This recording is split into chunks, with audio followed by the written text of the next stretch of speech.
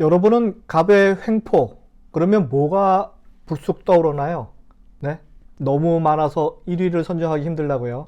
그렇다면 갑의 단발성 혹은 지속적인 횡포를 계속한다면 이런 갑질을 잠재울 만한 을의 전략을 가지고 계신가요?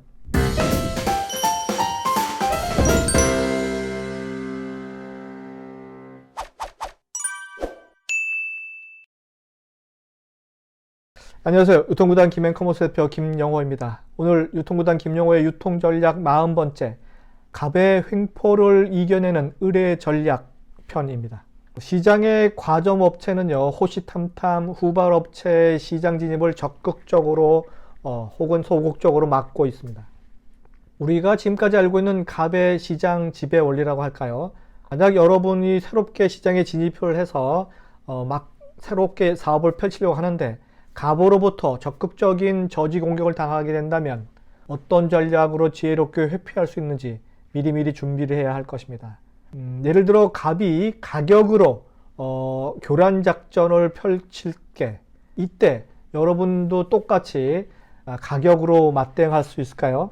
중소기업이 고객에게 보여줄 수 있는 것은 무엇일까 한번 생각해 보시기 바랍니다. 결론은 여러분이 가진 것 중에 가장 진실만큼 강력한 힘을 가진 것은 없다고 봅니다. 여러분의 제품이나 서비스의 수준과 본질에 대해서 고객에게 직접적으로 밝히는 것이 가장 중요하다는 생각이 들고요. 그야말로 진정성이 그것이 가장 큰 전략이다 라고 생각이 들고요. 그래서 제가 당하고 있는 부당함을 처음에는 개인 SNS를 이용해서 알리다가요, 전국망의 신문을 통해서 취재해 가도록 하는 방식을 채택하는 것이 가장 좋겠다. 그런 후에 갑의 사과 혹은 피해 보상을 금전적으로 받아내는 과정까지 미리 염두에 두고 전략을 세워야겠다는 것이 제 소견입니다. 앞으로 보여줄 내용은요, 미국 작은 아이스크림, 이 대기업 아이스크림이었던 업체와 싸움에서 이긴 사례, 전에도 한번 얘기해본 전 있는 벤앤제리스 아이스크림 그 내용을 유튜브에서 잠깐 소개한 적이 있는데요. 대기업 아이스크림 그 당시 업체였던 필즈버리라고 하는 업체가 이 벤앤제리스가 나와서 잘 활약을 하니까 배가 아픈 거죠. 그래서 전국 중간상들에게 벤앤제리스라는 작은 규모 아이스크림 상품을 취급하지 말라라고 명령을 내리죠. 갑자기 시장을 빼앗긴 벤앤제리스는 처음에는 소송을 하려고 했는데 시간과 비용 면에서 모두 불확실하기 때문에 다른 방법을 채택하죠. 갑의 횡포에 맞서는 을의 전략을 지금부터 알려드립니다. 아시다시피 소송을 하게 되면 을이 불리해지는 경우가 더 많기 때문에 다른 전략을 소개해 주는 거죠.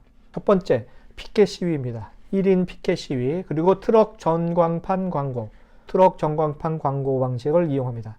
고객들에게 우리의 진실을 보여주기 위해서 해당 본사 건물 앞에서 피켓을 목에 들고 1인 시위를 한번 합니다. 같은 내용으로 대형 스티커를 거리 곳곳에 붙여 놓습니다. 버스 안도 되고요, 비행기 안, 길거리 전신주 등등에 붙여 놓습니다. 거대한 대형 스티커. 그리고 요즘에서는요, 트럭 전광판을 이용해서 1인 시위를 해야 되는 겁니다. 움직이는 트럭을 이용해서 동시에 전광판은 계속 말을 하게끔 만드는 거죠. 내가 말하고 싶은 내용을 전광판 내용에 쓰면 됩니다. 최근에 스타벅스 그 종업원들의 사례에서도 나왔고요. 움직이는 트럭을 이용한 트럭 전광판 광고 방식을 요즘은 많이 채택합니다. 특히 이제 코로나 시대이기 때문에 접촉도 하지 않아도 되고요. 이름을 꼭 내세우지 않아도 된다는 점 때문에 여러 분야에서 이 방식을 꼭 채택합니다. 두 번째 방식은요, 제품의 광고 형식으로 홍보합니다. 그러니까 제가 만드는 제품, 예를 들어 벤앤제리스면 그 아이스크림 포장 상자에도 똑같은 문구로 간격을 가하는 거죠. 고객들은 그제서야 벤앤제리스가 공공의 취향을 알게 되었듯이 여러분이 갑의 업체가 횡포한 내용을 여러분들이 만드는 제품에다가 광고하는 겁니다. 그걸 홍보해서 알려드리는 겁니다, 고객에게. 그러면 고객들은 저 큰 집이 을인 이 집을 지금 막 못 살게 구는구나 라고 알게 되는 거죠. 그래서 불매운동이 저절로 일어날 수 있게도 되는 거죠. 세 번째 방식은요, 제품 수명 알리기 전략입니다. 그 갑의 가격 후려치기에 맞대응하는 전략으로 전체 비용의 개념을 도입하는 거예요. 전체 비용. 그러니까 일부 영역의 제품을 구입하고 난 후에 상당한 비용을 추가로 발생하게 되는 거거든요.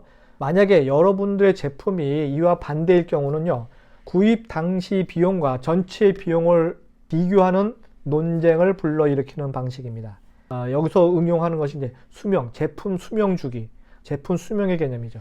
처음 가격, 구입 가격은 조금 비쌀 수 있지만 경쟁사보다 훨씬 오랫동안 사용할 수 있다라는 전략을 알려드리는 거죠.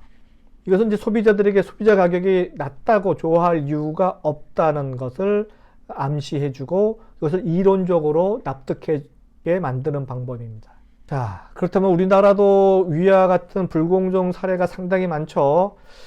정말 많습니다. 갑의 갑질, 사회 모든 분야에서 갑의 갑질은 아주 도를 넘어섰습니다.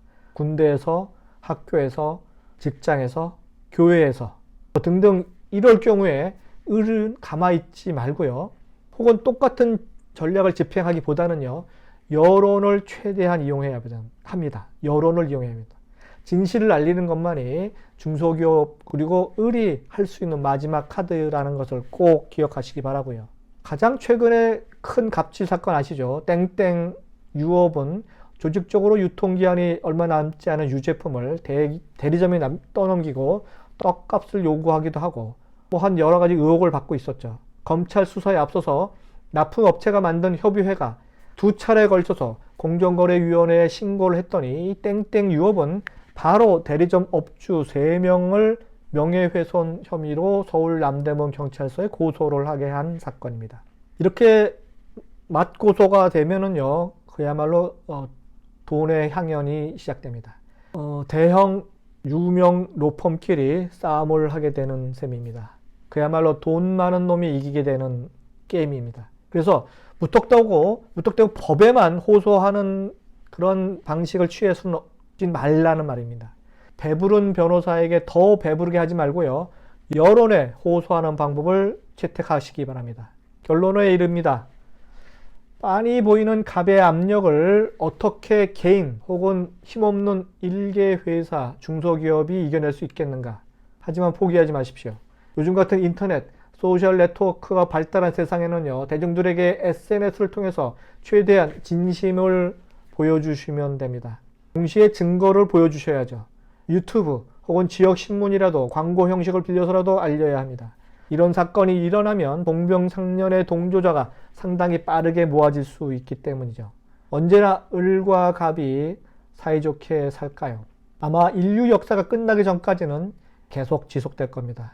아마 소비자를 제대로 보호해주지 못하는 정부기관이 있는 한 이런 갑질은 영원할 것입니다. 이상 유통구단 김용호의 유통전략 40번째 갑의 횡포를 이겨내는 을의 전략편이었습니다. 다음 시간에 뵙도록 하겠습니다.